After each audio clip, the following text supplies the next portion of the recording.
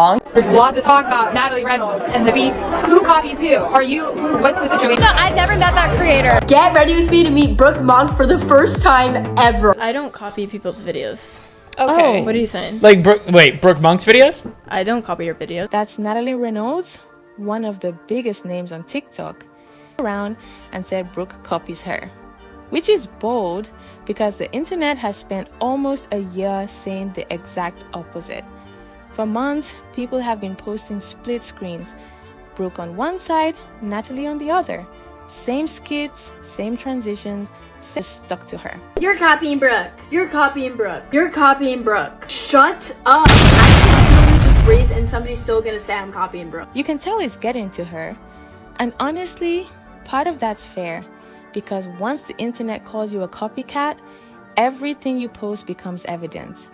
But then it got worse because it stopped being just about Brooke. People are not happy with Natalie Reynolds for copying everything Brooke Monk does. This girl on TikTok is named Natalie. Now, almost every single time this girl Brooke posts a video, Natalie pretty quickly has her copy of that video posted. Natalie also, for some reason, has a picture of Brooke's boyfriend in her background. Everyone who watches Brooke quickly noticed what Natalie is doing, and Brooke's entire comment section has essentially just become about Natalie Reynolds. Now, I understand why people are upset with Natalie. I have almost all of my videos copied, so I completely get it. And Natalie, what you're doing, it ain't cool. Other creators started saying she copied them too, and that's a different problem.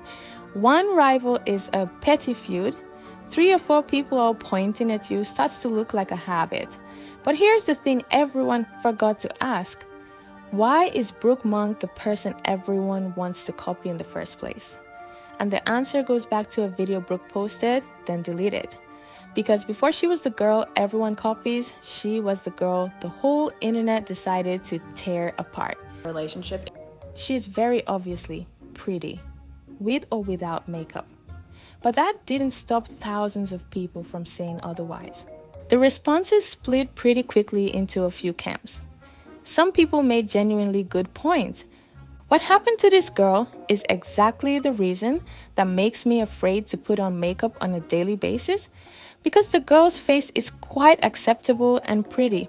But since she's used to always going out in full glam, when people just saw her natural face, they felt she was ugly, even though she's far from being ugly. And the worst part, beyond people's opinions, is that she herself sees herself as ugly. Another person wrote, "This is why makeup is inherently misogynistic. It has completely distorted beauty standards for women. Men have no idea what women actually look like anymore." And then there was this one that a lot of people agreed with. "So this is what women actually look like without heavy eye makeup, plastic surgery, fillers, and distorting filters. Social media was so bad for us that young men don't know what women actually look like. 45% of men 18 to 25 have never approached a woman romantically. The most exposure they have to them is the heavily curated version of them online. She would have never been slammed for her looks even 10 years ago. She would be a Disney Channel it girl now." It's a bunch of antisocial young men who've never spoken to a woman in their life that's scaring young women into fakeness and expecting the Instagram filter, heavily edited, heavy makeup look. And honestly, all of those points hit. Because Brooke Monk is genuinely attractive. The fact that there were TikToks with millions of likes calling her ugly tells you less about her and more about how warped beauty standards have become online. But the debate kept going and the hate kept building. And eventually it got bad enough that Brooke Monk felt she had to respond. My experience being the uglier person in my relationship is so funny, and I feel like it's definitely exaggerated being on the internet. At least my perception of how people view it is exaggerated because I am on the internet. I kind of like see everything. But it's no secret that my boyfriend Sam, he's a beautiful human being. And you can already tell watching this that she's trying to frame the whole thing as lighthearted and funny.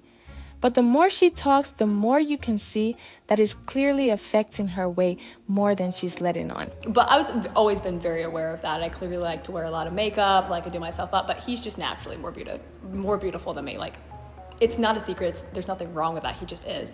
But my experience on the internet with that has been so fascinating because we recently did a video where we were like, oh, you're so perfect, like as a couple. And then like, I was like, no makeup, no hair, whatever. And I was like, this is funny because I have a huge difference, obviously, because like I do my hair, I do my makeup, yada, yada, yada. And he just looks the same because he wakes up looking that gorgeous. And then she starts talking about the reaction online, specifically how men responded.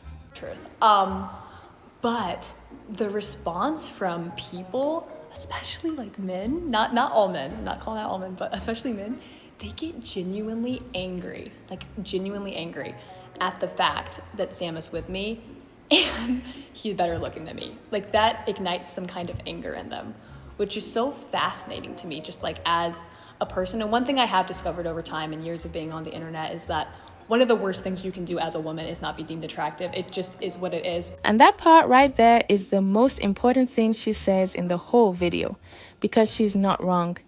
And the fact that she's saying it so casually, like it's just an accepted reality of her life, is genuinely sad. People can't fathom the idea that a beautiful man would choose to be with a woman that they deem less attractive than him, which again, he's objectively better looking. It's not a secret.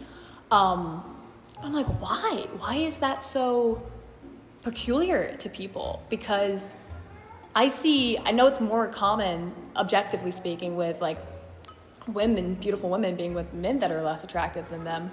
And no one like bats an eye at that. They're like, oh yeah, she's a beautiful woman, of course, I'm lucky to have her.